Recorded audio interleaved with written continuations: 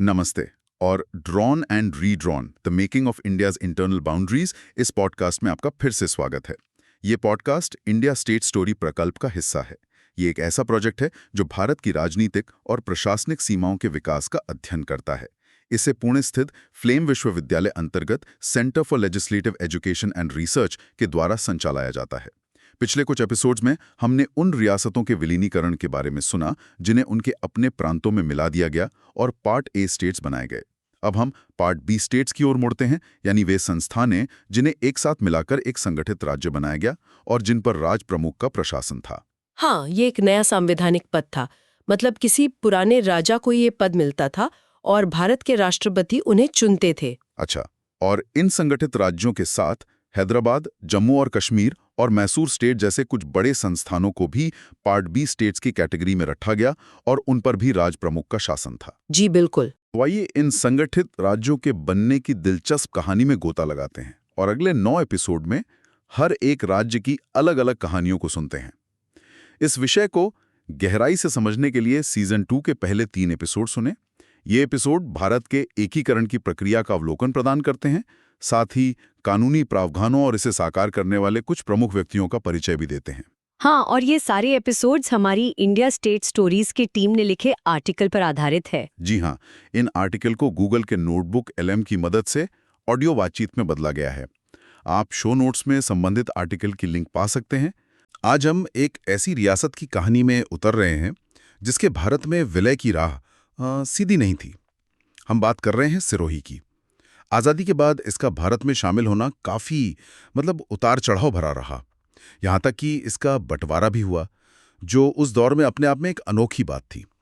हमारे पास इस विषय पर एक काफ़ी डिटेल्ड लेख है जिसमें न सिर्फ ऐतिहासिक घटनाएं हैं बल्कि उस समय के नक्शे और जो समझौते हुए उनके हिस्से भी शामिल हैं। तो इन स्रोतों के जरिए हमारी कोशिश रहेगी सिरोही के विलय की इस उलझी हुई कहानी को परत दर परत खोलने की, ये समझने की कि कैसे अलग अलग दावों, प्रशासनिक मजबूरियों और राजनीतिक पैंतरों के बीच इस रियासत का भविष्य तय हुआ। तो चलिए शुरू करते हैं सिरोही की कहानी।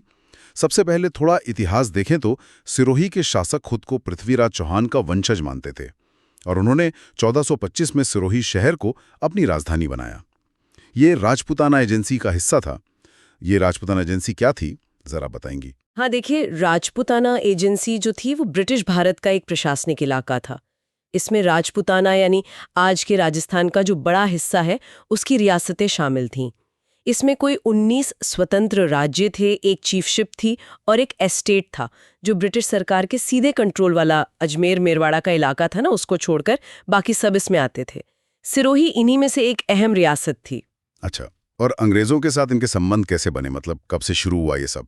जी, 1823 में सिरोही ने अंग्रेजों के साथ वो सहायक संधि कर ली थी। सहायक संधि मतलब? सहायक संधि का मतलब आसान भाषा में समझें तो ये था कि रियासत अपनी विदेश नीति और सेना पर काफी हद तक नियंत्रण अंग्रेजों को सौंप देगी और बदले में अंग्रेज उसकी बाहरी हमलों से रक्षा करेंगे और अंदरूनी शांति बनाए रखने में मदद करेंगे।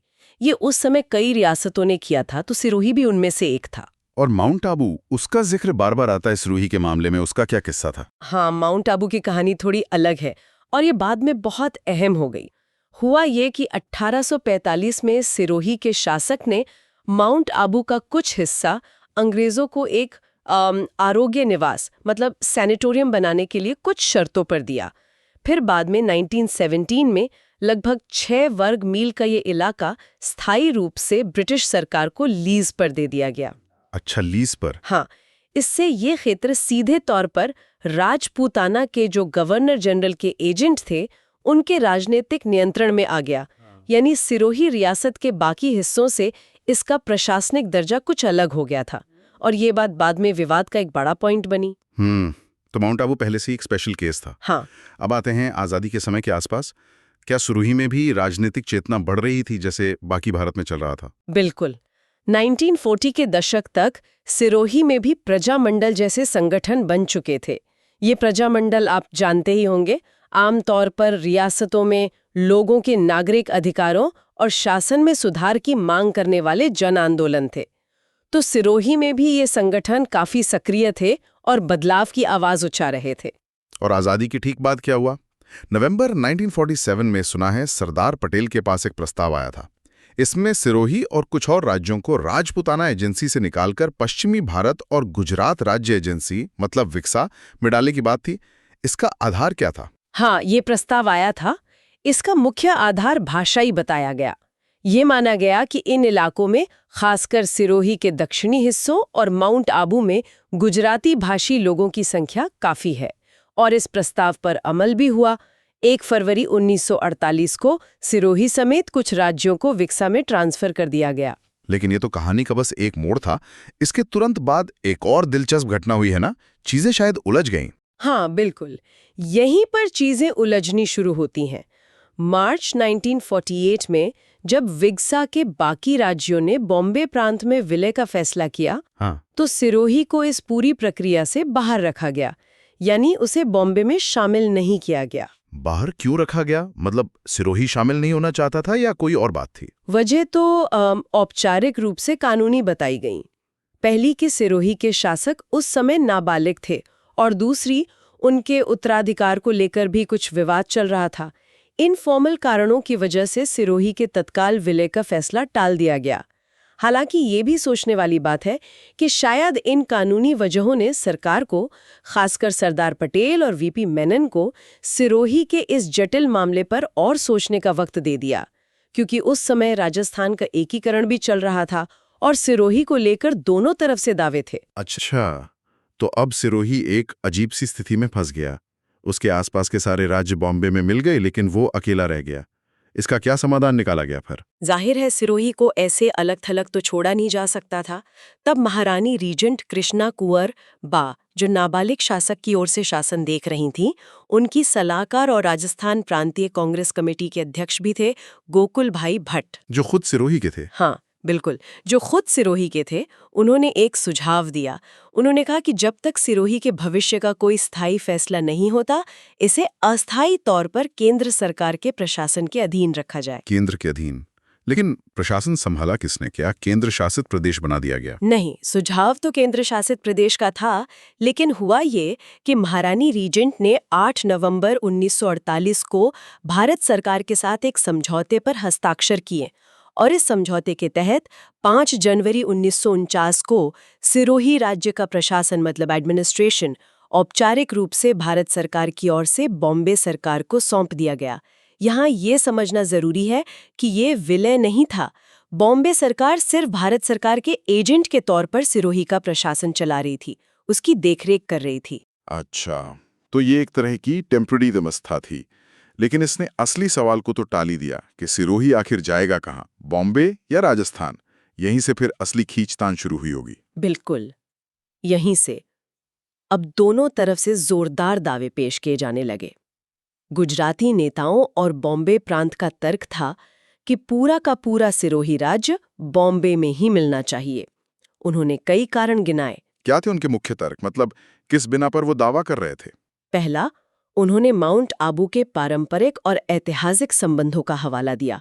खासकर जो प्रसिद्ध दिलवाड़ा जैन मंदिर हैं, उनका जिक्र किया। ये जैन समुदाय के लिए, जिसमें गुजरातियों की बड़ी संख्या है, बहुत महत्वपूर्ण स्थल है। दूसरा, उन्होंने कहा कि सिरोही के शासक परिवार के पुराने रिश्ते काठियावाड़ और कच्छ से भी रहे हैं। तीसरा, उनका दावा था कि भाषाई तौर पर भी सिरोही का झुकाव गुजरात की तरफ ज्यादा है, खासकर दक्षिणी हिस्से का। और राजस्थान के नेताओं का क्या कहना था? उनके दावे भी तो मजबूत रहे होंगे। हाँ, राजस्थान के नेताओं ने भी पुरजोर विरोध किया। उनका पहला और सबसे बड़ा तर्क ये था कि सिरोही सदियों से राजपूताना का अभिन्न अंग रहा है। उसकी संस्कृति, उसका इतिहास, उसका सामाजिक ढांचा सब राजस्थान से जुड़ा है। दूसरा, उन्होंने भाषाई दावे को चुनौती दी। कहा कि राज्य की ज्यादातर आबादी गुजराती भाषी नहीं है, बल्कि राजस्थानी बोलियां बोलती है। तीसरा, उन्होंने ये भी बताया कि कई राजपूत शासकों के गर्मियों के आवास माउंट आबू में थे, जो इसके राजपूताना से गहरे संबंध को दिखाता है। तो ये सिर्फ प्रशासनिक या भाषाई मामला नहीं था, बल्कि इसमें इतिहास, संस्कृति और क्षेत्रीय पहचान के गहरे मुद्दे जुड़ गए थे। निश्चित रूप से। बिल्कुल, दोनों पक्षों के पास अपने अपने तर्क थे और दोनों ही अपनी जगह मजबूत लग रहे थे। इससे स्थिति काफी संवेदनशील और जटिल हो गई थी। ये सिर्फ दो राज्यों के बीच का मामला नहीं रहा। हाँ, और सुनने में आया है कि ये मामला सिर्फ स्थानीय स्तर तक ही सीमित नहीं रहा। ये तो ऊपर तक गया। नहीं, बिल्कुल नहीं। ये विवाद अखबारों की सुर्खियां बन गया और यहाँ तक कि भारतीय संसद में भी इस पर काफी बहस हुई। माहौल काफी गर्म हो गया था। तब तत्कालीन राज्य मंत्रालय यानी स्टेट्स मिनिस्ट्री, जो रियासतों के विलय का काम देख रहा था, उसके सचिव वीपी मेनन को भेजा गया। अच्छा, वीपी मेनन को भेजा गया है जमीनी हकीकत पता करने। वो तो रियासतों के विलय में सरदार पटेल के दाहिने हाथ माने जाते थे। उन्होंने क्या पाया, क्या रिपोर्ट दी उन्होंने? मेनन ने सिरोही का दौरा किया, लोगों से बात की, स्थिति का जायजा लिया। उनके अध्ययन का जो निष्कर्ष निकला वो ये था कि पूरे राज्य का बॉम्बे में विलय करना शायद सही नहीं होगा। उन्होंने महसूस किया कि राजस्थान के दावे में भी काफी वजन है और सिरोही के लोगों की भावनाएं भी राजस्थान के साथ ज्यादा जुड़ी हुई हैं, सिवाय शायद आबू और उसके आसपास के कुछ इलाकों के। तो अगर पूरा विलय बॉम्बे में नहीं हो सकता था और राजस्थान भी पूरे पर दावा कर रहा था, तो रास्ता क्या था? यहीं पर सरदार पटेल का वो अनोखा समाधान आया जिसके लिए सिरोही का मामला खास तौर पर जाना जाता है। हाँ बिल्कुल, यहीं पर सरदार पटेल ने, जो अपनी व्यावहारिकता और कड़े फैसले लेने की क्षमता के लिए जाने जाते थे, एक ऐसा समाधान सुझाया जो उस समय तक किसी और रियासत के लिए नहीं अपनाया गया था। उन्होंने कहा, सिरोही का बंटवारा कर दिया जाए। बंटवारा? एक रियासत का बंटवारा?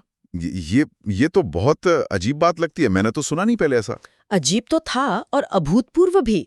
ये पटेल की प्रैक्टिकल पॉलिटिक्स का एक उदाहरण माना जा सकता है। जहां एक आदर्श या सीधा विलय मुमकिन नहीं दिख रहा था और विवाद बढ़ता जा रहा था, वहां उन्होंने शायद क्षेत्र की स्थिरता और प्रशासनिक सुविधा को प्राथमिकता देते हुए बीच का रास्ता निकाला।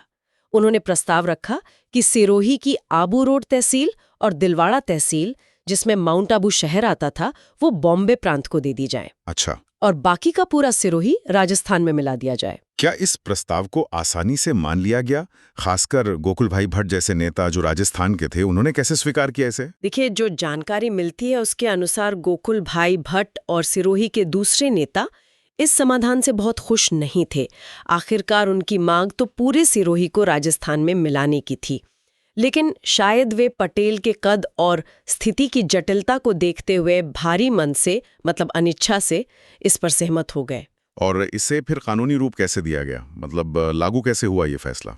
इस विभाजन और विलय के फैसले को भारत सरकार अधिनियम 1935 यानी गवर्नमेंट ऑफ इंडिया एक्ट 1935 की धारा 290A के तहत एक आदेश जारी करके जनवरी 1950 में लागू किया गया। ये धारा केंद्र सरकार को राज्यों की सीमाओं में बदलाव करने या क्षेत्रों को सीधे प्रशासित करने का अधिकार देती थी। तो सिरोही अकेली ऐसी रियासत बनी जिसे इस तरह विभाजित किया गया विलय की प्रक्रिया में? हाँ, ये बात बहुत महत्वपूर्ण है। भारत में तकरीबन 562 रियासतें थीं। उन सब का या तो किसी प्रांत में पूरा विलय हुआ, या वे दूसरी रियासतों के साथ मिलकर राज्य संघ बनी, या फिर कुछ को केंद्र शासित प्रदेश बनाया गया। लेकिन सिरोही एकमात्र ऐसी रियासत थी जिसे विलय की प्रक्रिया में 2 हिस्सों में बांटकर अलग अलग प्रांतों को सौंपा गया। ये अपने आप में अनोखा था। क्या इस अनोखे विभाजन पर कोई उस समय की टिप्पणी या कोई चित्रण भी मिलता है, जैसे कार्टून वगैरह? हाँ, उस समय के मशहूर कार्टूनिस्ट थे शंकर। उन्होंने इस पर एक कार्टून भी बनाया था। उसमें दिखाया गया था कि वीपी मेनन मानो सिरोही के 2 टुकड़े करके एक बड़ा हिस्सा, जो राजस्थान का प्रतीक था, एक तरफ रख रहे हैं, और छोटा टुकड़ा यानी आबू वाला हिस्सा, जो बम्बे का प्रतीक था, वो दूसरी तरफ दे रहे हैं। ये कार्टून उस समय इस फैसले को लेकर जो एक तरह की असाधारण स्थिति बनी थी, उसको खूब दर्शाता है। लेकिन जैसा अक्सर होता है, क्या ये बंटवारा अंतिम साबित हुआ? क्या कहानी यहीं खत्म हो गई या इसमें और भी मोड़ थे? नहीं, कहानी में एक और मोड़ बाकी था। ये बंटवारा भी स्थायी नहीं रहा। कुछ साल बाद जब पूरे भारत में राज्यों की सीमाओं को भाषा और प्रशासनिक सुविधा के आधार पर फिर से तय करने का बड़ा काम शुरू हुआ, तो सिरोही का मामला फिर से खुला। आप राज्य पुनर्गठन आयोग, मतलब स्टेट्स रीऑर्गेनाइजेशन कमीशन, SRC की बात कर रही हैं? बिल्कुल। 1953 में केंद्र सरकार ने फजल अली की अध्यक्षता में राज्य पुनर्गठन आयोग SRC का गठन किया। इसका मुख्य काम था पूरे देश में राज्यों की सीमाओं को फिर से निर्धारित करने के लिए सिफारिशें देना, जिसमें भाषा एक बड़ा आधार थी, लेकिन अकेली नहीं। जब आयोग ने राजस्थान और बॉम्बे के सीमा विवादों पर विचार किया, तो सिरोही का ये आबू वाला हिस्सा एक प्रमुख मुद्दा बनकर उभरा। तो SRC ने क्या सिफारिश की? क्या उन्होंने पुराने बंटवारे को सही माना या कुछ और कहा? नहीं, SRC ने मामले की फिर से जांच की। उन्होंने राजस्थान के उन दावों पर फिर से गौर किया कि आबू रोड तालुका ऐतिहासिक और भौगोलिक रूप से राजस्थान का हिस्सा है और वहाँ की जनता भी यही चाहती है। आयोग ने इन दलीलों में वजन पाया और सिफारिश की कि आबू रोड तालुका, जिसमें दिलवाड़ा माउंट आबू भी शामिल था, उसको बॉम्बे राज्य से निकालकर राजस्थान को हस्तांतरित कर दिया जाए। अच्छा, यानी जो हिस्सा पहले बॉम्बे को दिया गया था उसे वापस राजस्थान को देने की सिफारिश की गई। हाँ, लगभग पूरा वही हिस्सा। आयोग की सिफारिशों को सरकार ने माना और अंततः 1 नवंबर 1956 को जब आधुनिक राजस्थान राज्य का गठन हुआ, जिसमें पुराने संयुक्त राजस्थान और सीधे केंद्र के अधीन रहे अजमेर मेरवाड़ा प्रांत का विलय किया गया, उसी समय सिरोही का वो विभाजित हिस्सा यानी आबू रोड तालुका भी वापस राजस्थान में शामिल कर लिया गया। साथ ही मध्य प्रदेश से सुनील टप्पा क्षेत्र भी राजस्थान को मिला था। तो आखिरकार काफी सालों की खींचतान और एक बंटवारे के बाद सिरोही का बड़ा हिस्सा माउंट आबू समेत राजस्थान का अंग बन गया। सही कहा। ये पूरी प्रक्रिया दिखाती है कि सिरोही का एकीकरण कितना जटिल और बहुस्तरीय था। तो इस पूरी कहानी का निचोड़ क्या है? मतलब हम इससे क्या समझ सकते हैं? मेरे विचार में सिरोही का मामला कई बातें साफ करता है।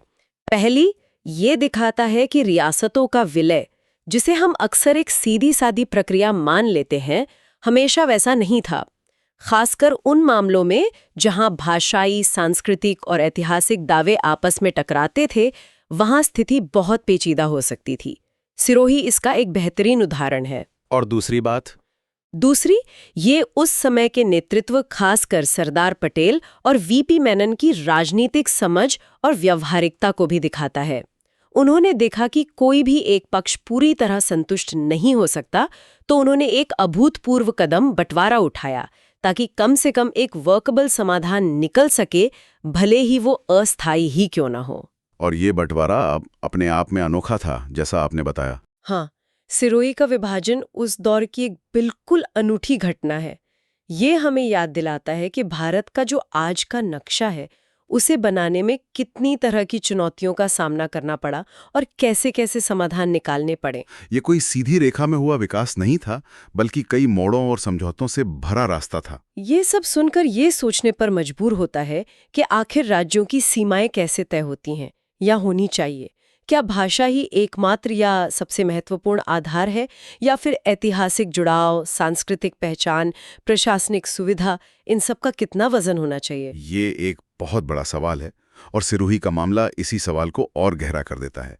ये दिखाता है कि इन सभी कारकों के बीच संतुलन बनाना कितना मुश्किल हो सकता है। बिल्कुल, और जब इस तरह का बंटवारा होता है, भले ही बाद में उसे ठीक कर दिया जाए, तो उसका स्थानीय लोगों पर, उनकी पहचान पर और उस क्षेत्र के विकास पर क्या असर पड़ता होगा, ये ऐसे पहलू हैं जिन पर आज भी विचार करना प्रासंगिक है, खासकर जब हम भारत के एकीकरण की कहानी या वर्तमान में भी पहचान और सीमाओं से जुड़े मुद्दों को देखते हैं। सिरोही की कहानी हमें याद दिलाती है कि नक्शे पर खींची गई रेखाओं के पीछे इंसानी कहानियां, भावनाएं और जटिल इतिहास छुपा होता है।